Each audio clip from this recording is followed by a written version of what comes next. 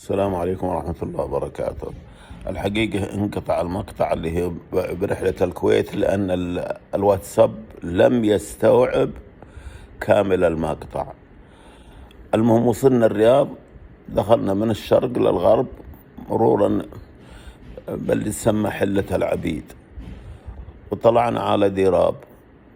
بعد نزولنا من ديراب وصولنا ضرماء، علي قال ما أقدر أسوق، اللي هو السائق، أبنام.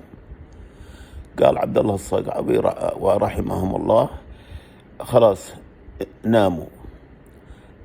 أنا طلعت فوق السلة، سلة السيارة، ونمت. علي وأبوه ناموا تحت بالأرض بضرمة. حنا بضرمة هاك اليوم، القاع قاع ضرمة، لأن الطريق عن طريق ديراب.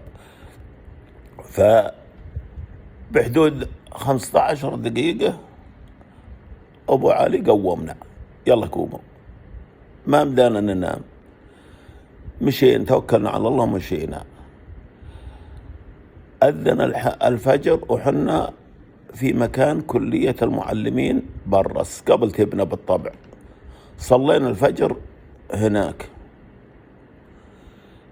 دخلنا وقف السيارة عند الدكاكين بالسوق،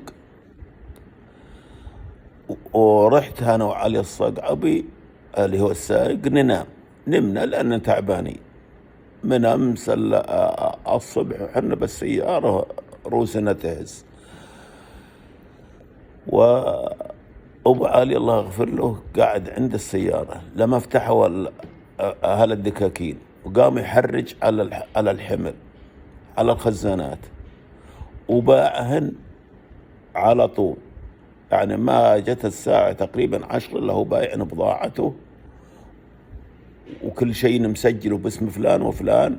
التنزيل بالطبع لما يقوم علي يوديهن كل واحد يوديه لمكانه، وفاز بالبيعه قبل ما تصل السيارات المنافسة اللي هي الثلاث سيارات اللي حملوا معنا من الكويت.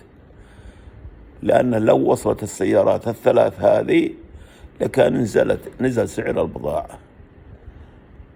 هذه من حرص أبو علي على هذا استكمال المقطع.